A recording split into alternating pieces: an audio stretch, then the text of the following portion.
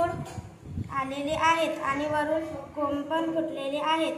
तर तंतुमय मूळ हे जे जमिनीत राहतात त्याला फुटतात आणि जे सोटमूळ असतात ते मोठ्या मोठ्या झाडांना.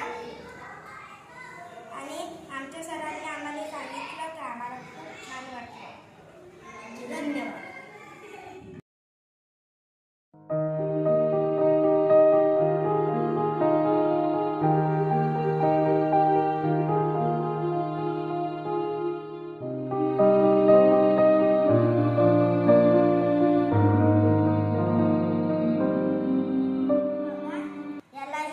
तंतुमय मूळ आलेलं आहे आणि वरून कोंब पण फुटलेलं आहे.